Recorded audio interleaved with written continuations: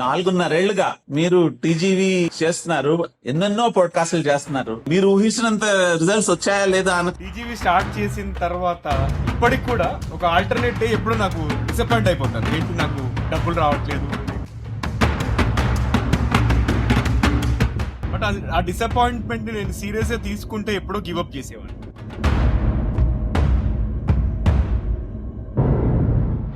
First 4 years లో చాలా disappointments వచ్చాయి. అంటే ఒక ప్రామినెంట్ గెస్ట్ ని రీచ్ అయినప్పుడు వాళ్ళు నో చెప్పడం, లేకపోతే ఒక ఎపిసోడ్ బాగా హిట్ అవుతుంది అనుకోని మనం రిలీజ్ చేస్తాము, అసలు దానికి అసలే రెస్పాన్స్ రాకపోవడం, అట్లాంటివి ఎన్నో విధాలుగా డిసప్పాయింట్మెంట్స్ వచ్చాయి. బట్ పాడ్ మాస్టర్స్ ఫినాలేలో అవార్డు వస్తుందని చెప్పేసి ముంబై వరకు వెళ్ళాను. ఫినాలేలో ఓడిపోయాను. అక్కడ డిసప్పాయింట్ అయి ఉంటే ఏషియా పాడ్కాస్ట్ అవార్డ్స్ కి అప్లై చేసేవాని కాదు, గెలిచేవాని కాదు. ఒకవేళ నేను డిసప్పాయింట్ అయి ఉండి అరే ఇండియా లెవెల్లోనే రాలేదు, ఏషియా లెవెల్లో ఏమొస్తుంది అని చెప్పేసి ఆగిపోయి ఉంటే ఏషియా లెవెల్లో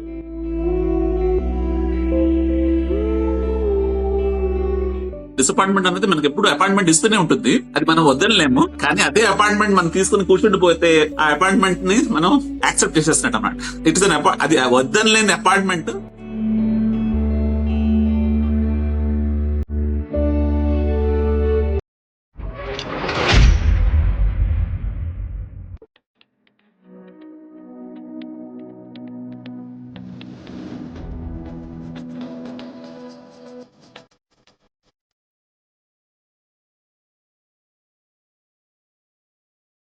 హలో, హాయ్, ఆదాబ్, నమస్తే అందరికీ. టీజీవీ తెలుగులో మరో ఎపిసోడ్లోకి స్వాగతం, సుస్వాగతం. టీజీవీ తెలుగు మీ జీవితానికి వెలుగు. నేను మీ నవీన్ సమ్లా అండి, the guiding voice platform founder మరియు చీఫ్ హోస్ట్.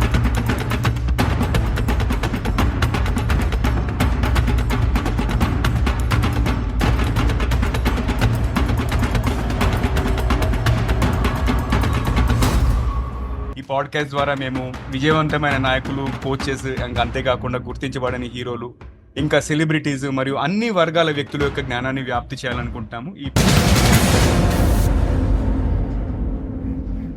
పాడ్కాస్ట్ లో మనం ఏంటంటే వ్యక్తిత్వ వికాసము, self help, personality development related, అంతేకాకుండా అప్పుడప్పుడు ఆధ్యాత్మిక అంశాలను కూడా చర్చిస్తుంటాము. ఆశా పాశం బందీ సేసేలే, సాగే కాలం ఆడే ఆటేలే, తీరం సేరేలోగా ఏ తీరవునో. ఏంటి జగన్ గారు అసలు ఫుల్ హుషారుగా ఉన్నారు. ఈ రోజు మనము ఎపిసోడ్ చేద్దామా లేకపోతే పాటలు పాడుకుందామా? ఇది ఇది పాట క్యాచ్ చేశారా నవీన్ గారు? అసలు ఏంటి ఈ పాట అనేది? అది కేర్ ఆఫ్ కంచరపాలెం మూవీ, ఒక లో బడ్జెట్ మూవీ గానీ ఒక మంచి మెసేజ్ ఓరియంటెడ్ మూవీ. అంటే ఈ మధ్య కాలంలో చూసిన అద్భుతమైన సినిమాలలో అదొకటి. నవీన్ గారు, మీరు నమ్మరు, ఈ మూవీని నేను ఆ డైరెక్టర్ ని వ్యక్తిగతంగా కలుసుకున్న తర్వాత వెళ్ళి చూసానండి. ఈ మూవీ గురించి చాలా మంది మాట్లాడుతుంటే నేను ఈ మూవీ గురించి నాకు తెలియదు. అంటే నేను అన్ని ఎక్కువగా మూవీస్ చూడను, కానీ ఈ మూవీ డైరెక్టర్ ని అనుకోకుండా వ్యక్తిగతంగా కలవడం జరిగిందండి. ఆ తర్వాత వెళ్ళి నేను ఈ మూవీ చూసాను. If you can believe it. Yeah ఖచ్చితంగా నమ్ముతాను. నాకైతే ఒకప్పుడు వారంలో ఒక మూవీ పడాల్సిందే థియేటర్ లో, ఈ మధ్య అయితే నెలలో ఒకటి పడాల్సిందే. కంపల్సరీ చూస్తాను నేను, ఎందుకంటే అది ఒక మంచి స్ట్రెస్ రిలీవర్ అన్నట్టు. సో మరి మూవీ నుంచి ఏమన్నా నేర్చుకునేది ఉందా లేకపోతే ఏంటి అసలు ఈరోజు టాపిక్? ఈ మూవీ మీరు చూసారు కదా? నేను చూశాను, ఆఫీస్ బంక్ కొట్టి చూశాను ఒకప్పుడు. యాక్చువల్ గా ఈ మూవీ మన లైఫ్ కి అన్వయించగాల్సింది చాలా ఉంది అని నాకు అనిపిస్తుంది అండి ఈ మూవీ. ఎందుకంటే ఈ మూవీ అంటే ఈ మూవీ స్టోరీ, అసలు మూవీ తెలిసిన వాళ్ళకి అసలు స్టోరీ చెప్పక్కర్లేదు. మూవీ తెలియని వాళ్ళకి స్టోరీ చెప్పడం ఒక విధంగా అన్యాయం. ఎందుకంటే ప్రతి ఒక్కళ్ళు ఈ మూవీ వెళ్ళి చూడాలి అని నా ఉద్దేశం. అంతకన్నా ఏం చెప్పలేము. కానీ ఈ మూవీ నుంచి మనము మన టీజీవీ పరంగా ఏదైనా మాట్లాడుకోవాలంటే, నాకు డిసప్పాయింట్మెంట్ అంటే ఆశా పాసం అంటారు కదా, ఆశా పాసం అంటే ఆశ పాసంలో మనిషి ఉంటాడు, అది మనని బందీ చేస్తుంది. మనం దానివల్ల ఒక పర్టికులర్ గోల్ గురించి వెళ్తూ ఉంటాము, కానీ ఆ గోల్ కి రీచ్ అయ్యే లోపల మనకి చాలా సెట్ బ్యాక్స్ ఉంటాయి, డిసప్పాయింట్మెంట్స్ ఉంటాయి. సో మూవీ కూడా ఒక విధంగా అదే, కానీ మూవీలో ఒక పాజిటివ్ ఎండింగ్ కూడా ఉంటుంది. సో ఈ విషయం మీద మనం మాట్లాడితే బాగుంటుంది అని అనుకుంటున్నానండి. సూపర్. డిసప్పాయింట్మెంట్ అనే టాపిక్ అది చాలా మంచి టాపిక్. ఎందుకంటే చాలా మంది ఎన్నో విషయాలు, ఎన్నో ఇనిషియేటివ్స్, ఎన్నో ప్రాజెక్ట్స్ స్టార్ట్ చేస్తారు, కానీ ఇమ్మీడియట్ గా రిజల్ట్స్ ఎక్స్పెక్ట్ చేస్తారు. ఆ రిజల్ట్స్ రాకపోయేసరికి నిరాశ చెంది, అంటే డిసప్పాయింట్ అయిపోయి అది గివ్ అప్ చేస్తారు. రైట్, ఏకీభవిస్తారా మీరు? నవీన్ గారు, ముందుగా డిసప్పాయింట్మెంట్ గురించి అసలు మీలాంటి వాళ్ళ నుంచి అంటే అర్థం చేసుకోవాలండి. 4.5 ఏళ్లుగా మీరు టీజీవీ చేస్తున్నారు, ఎన్నెన్నో పాడ్కాస్టులు చేస్తున్నారు, ఎన్నో భాషల్లో చేస్తున్నారు, కొన్ని ఇప్పటిదాకా ఎన్ని ఎపిసోడ్స్ చేస్తారండి? 800 దాటే 800 ఎపిసోడ్స్. అంటే బేసిక్ గా మీరు ఊహించినంత రిజల్ట్స్ వచ్చాయా లేదా అన్న క్వశ్చన్ నేను అడగను. కానీ ఏంటంటే ఆబ్వియస్లీ మీరు ఏదో ఒకటి ఆశించి చేస్తారు కాబట్టి ఆశించినంత మేరకి జరుగుతుందా జరగట్లేదా అన్నది ఒక విషయము. ఇంకొకటి, ఇన్ని రోజులుగా చేయడానికి కూడా మీ స్ఫూర్తికి, మీ పట్టుదలకి, మీ రెసిలియన్స్, మీ రిలెంట్లెస్ యాక్షన్ కి ముందుగా హ్యాట్స్ ఆఫ్ అండి. ఓకే, ముందుగా హ్యాట్స్ ఆఫ్.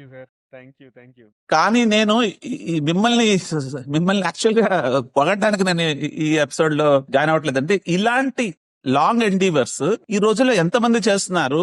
ఒక గవర్నమెంట్ ఉద్యోగం క్రాక్ చేయాలన్నా, ఒక సివిల్స్ క్రాక్ చేయాలన్నా, లేదా ఒక ఎంటర్‌ప్రెన్యూరియల్ పాత్లో ఉన్న ఎనీ కెరియర్ లో నెక్స్ట్ లెవెల్ కోసం తనని తాను డెవలప్ చేసుకోవాలన్నా ఎంతో శ్రమ ఈ రోజుల్లో ఉంది అన్న విషయం మనం వేరేగా ఎవరికి చెప్పక్కర్లేదు. కానీ అంటే ఆ శ్రమ పడుతుండగా రిజల్ట్ అన్నది వెంటనే వస్తుందా అంటే కొంతమందికి వస్తుండొచ్చేమో. కొన్నిసార్లు రిజల్ట్ వెంటనే వచ్చేసినా కూడా అది maybe it creates a false notion of security. ఎందుకంటే తర్వాత మళ్ళీ నెక్స్ట్ స్టెప్స్ సరిగ్గా జరుగుతాయి లేదా అన్నది కూడా నాకు ఒక డౌట్ అండి. మీ ఉద్దేశం ఏంటి అసలు ఈ విషయంలో? ఫస్ట్ అండ్ ఫార్మోస్ట్ మనం టీజీవీ జర్నీ గురించి మాట్లాడదాం. అంటే మీరు చెప్పారు కాబట్టి, టీజీవీ స్టార్ట్ చేసిన తర్వాత ఇప్పటికి కూడా ఒక ఆల్టర్నేట్ డే ఎప్పుడో నాకు డిసప్పాయింట్ అయిపోతాను. ఏంటి, నాకు డబ్బులు రావట్లేదు, లేకపోతే నేను అనుకునే రిజల్ట్స్ రావట్లేదు అని చెప్పేసి ఆ డిసప్పాయింట్మెంట్ వస్తుంది. బట్ ఆ డిసప్పాయింట్మెంట్ ని నేను సీరియస్ గా తీసుకుంటే ఎప్పుడో గివప్ చేసేవాడిని. బట్ ఆ డిసప్పాయింట్మెంట్ ని నేనేంటంటే ఎలా చూడాలో అలానే చూస్తున్నాను. ఒక గెస్ట్ ఒక ఆవిడ చెప్పింది, అంటే మీకు పెద్ద రిజల్ట్స్ రావాలి అంటే మాత్రం చాలా కష్టపడాలి. బట్ చాలా కష్టపడినప్పుడు ఊహించినంత రిజల్ట్ వస్తుంది. మీరు ఆ పాత్ లో ఉన్నారు కాబట్టి మీరు ఎప్పుడు కూడా డిసప్పాయింట్ అవ్వద్దు అని చెప్పేసి ఆవిడ చెప్పారు. నేను అదొకటి గుర్తు చేసుకుంటాను. అండ్ ఇంకొకటి, మెయిన్ గా ఈ డిసప్పాయింట్మెంట్ అనేది ఎందుకు వస్తుంది అనేది మనం ఒక్కసారి ఆలోచిస్తే, ఇవాళ సోషల్ మీడియా జనరేషన్, అంతేకాకుండా డివైజెస్ అంటే smart phones generation, ChatGPT, artificial intelligence generation లో మనము ఏది చేసినా కూడా, ఏ పని చేసినా ఇమ్మీడియట్ గా రిజల్ట్స్ ఎక్స్పెక్ట్ చేస్తున్నాం. అంతెందుకు, ఒక ఇన్స్టాగ్రామ్ లో వెళ్ళి ఒక ఫోటో అప్లోడ్ చేయగానే ప్రతి నిమిషానికి ఒకసారి సదరు వ్యక్తి వెళ్ళి చూసుకుంటున్నాడు ఎంతమంది లైక్ చేశారు, ఎంతమంది కమెంట్ చేశారు అని చెప్పేసి. ఆ లైక్ కమెంట్ చేస్తే ఇన్స్టెంట్ గా నాకు హ్యాపీ నేను అని చెప్పేసి అనుకుంటున్నారు. లేదు, ఆ లైక్లు కమెంట్లు రాకపోతే కొంతమంది ఏం చేస్తున్నారంటే ఆ పోస్ట్ ని డిలీట్ చేసి మళ్ళీ పెడుతున్నారు. మళ్ళీ ఏమైనా కమెంట్స్ వస్తాయా లేకపోతే లైక్స్ వస్తాయా అని చెప్పేసి. సో ఇన్స్టెంట్ రిజల్ట్స్ ఎక్స్పెక్ట్ చేస్తే డిసప్పాయింట్మెంట్ అనేది కామన్. బట్ డిసప్పాయింట్మెంట్ వచ్చింది కదా అని చెప్పేసి మనం గివప్ చేస్తే లైఫ్ లో ఎప్పుడు ముందుకు వెళ్ళలేము. ఓకే, సో నాకు ఫస్ట్ 4 years లో చాలా డిసప్పాయింట్మెంట్స్ వచ్చాయి. అంటే ఒక ప్రామినెంట్ గెస్ట్ ని రీచ్ అయినప్పుడు వాళ్ళు నో చెప్పడము, లేకపోతే ఒక ఎపిసోడ్ బాగా హిట్ అవుతుంది అనుకొని మనం రిలీజ్ చేస్తాము, అసలు దానికి అసలే రెస్పాన్స్ రాకపోవడము, అట్లాంటివి ఎన్నో విధాలుగా డిసప్పాయింట్మెంట్స్ వచ్చాయి. బట్ పర్సిస్టెంట్ గా ఎఫర్ట్స్ పెడుతూ ఉంటే 2024 లో చూస్తే మనకి ఎన్నో పాజిటివ్ ఆస్పెక్ట్స్ వచ్చాయి. ఏషియా లెవెల్లో పాడ్కాస్ట్ అవార్డు విన్ చేయడం, అంతేకాకుండా పాడ్ మాస్టర్స్ ఫినాలేకి వెళ్ళడం, హబ్ ఆపర్స్ ఫినాలేకి వెళ్ళడం,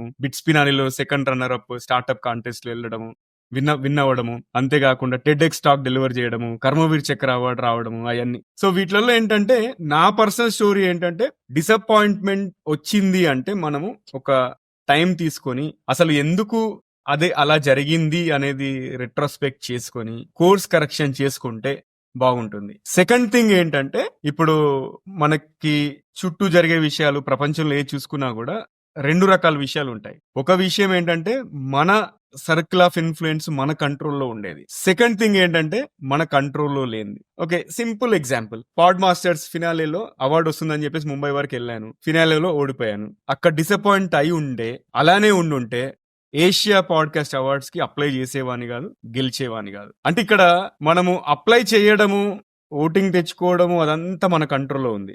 కాకపోతే విన్నింగ్ ఆర్ లూజింగ్ అనేది మన కంట్రోల్లో లేదు. సో ఫస్ట్ కేసు చూసుకుంటే పాడ్ మాస్టర్స్ లో నేను చేయాల్సింది నేను చేశాను, మిగతాది జడ్జెస్ ఒపీనియన్, ఇంకా యూనివర్స్, ఇంకా వేరే ఫ్యాక్టర్స్ ఏమైనా ఉండొచ్చు, దానివల్ల మనకు రాలేదు. అలా అని చెప్పేసి అక్కడ ఆగలేదు. ఒకవేళ నేను డిసప్పాయింట్ అయ్యి ఉండి, అరే ఇండియా లెవెల్లోనే రాలేదు, ఏషియా లెవెల్లో ఏమొస్తుంది అని చెప్పేసి ఆగిపోయి ఉంటే ఏషియా లెవెల్లో గెలిచేవానే కాదు. అందుకే నేనేం ఫోకస్ చేశానంటే, మన కంట్రోల్లో ఏది ఉంది అది ఫోకస్ చేసి దాని మీద పని చేసి అప్లై చేశాను. ఓకే, సో ఇది నా సైడ్ నుంచి డిసప్పాయింట్మెంట్ ఎలా డీల్ చేయాలని చెప్పేసి. మీకు లైఫ్ లో ఎలాంటి డిసప్పాయింటింగ్ సిచ్యువేషన్స్ ఏమైనా వచ్చినా దాని గురించి షేర్ చేయండి. నవీన్ గారు, డిసప్పాయింట్మెంట్స్ అంటే ఇప్పుడు నేను ఒక సుదీర్ఘమైన కార్పొరేట్ కెరియర్ లీడ్ చేస్తూ అందులో బేసిక్ గా మేనేజరల్ ట్రాక్ నుంచి ట్రైనింగ్ ట్రాక్ వచ్చాను అనమాట. కానీ నాకు బేసిక్ గా ఒకే కంపెనీలో చాలా కాలం వర్క్ చేయడం వల్ల బేసిక్ గా నాకు ఒక ఫ్రీలాన్స్ మార్కెట్ లో నాకు పెద్దగా ఫుట్ ప్రింట్ లేకపోవడం అనే ఒక ప్రాబ్లం ఉండేది. నేను ఫ్రీలాన్సర్ గా 2016-2020 ఆల్మోస్ట్ 5 years లో నేను ఒక transformational course land mark forum అనే ట్రాన్స్ఫర్మేషనల్ ప్రోగ్రామ్ ని పర్సూ చేస్తూనే రకరకాల ఎగ్జిస్టెన్షియల్ కన్సర్న్స్ అంటారు కదా, ఎంతమంది ఎన్ని రకాలుగా ఎన్ని విధాలుగా స్ట్రైవ్ చేస్తున్నారు, ఎన్ని రకాలుగా ఆగిపోతున్నారు, ఎన్ని రకాలుగా ఎంతెంత చిన్న చిన్న అడ్డంకుల వల్ల ఆగిపోతున్నారు, ఎంతంత పెద్ద పెద్ద విషయాలను కొంతమంది అధిగమించగలుగుతున్నారు అంటే లేదా ప్రయత్నిస్తున్నారు, అవంతా నాకు చాలా పర్స్పెక్టివ్ వైడెన్. ఎందుకంటే till that time I was only confined to a company. So while all that was fine, నా పర్సనల్ నా కెరియర్ కోచ్ గా, లైఫ్ కమ్ కెరియర్ కోచ్ గా నాకు కొంచెం ఆబ్వియస్లీ డిసప్పాయింట్మెంట్స్ ఉండేవి. కానీ నేను డిసప్పాయింట్మెంట్స్ వల్ల ఆగిపోకుండా ఒక పుస్తకం రాయడం మొదలెట్టాను. అది కెరియర్ ట్రాన్సిషన్ మీద ఒక బుక్ రాశాను. అది రాయగలిగానంటే బేసిక్ గా రకరకాల విషయాలు ప్రయత్నించడం వల్ల. డిసప్పాయింట్మెంట్ అన్నది నాకేంటంటే డిసప్పాయింట్మెంట్ అనేది మనకి ఎప్పుడు అపాయింట్మెంట్ ఇస్తూనే ఉంటుంది, అది మనం వద్దనలేము. కానీ అదే అపాయింట్మెంట్ మనం తీసుకుని కూర్చుండిపోతే ఆ అపాయింట్మెంట్ ని మనం యాక్సెప్ట్ చేసేస్తున్నట్టు అన్నమాట.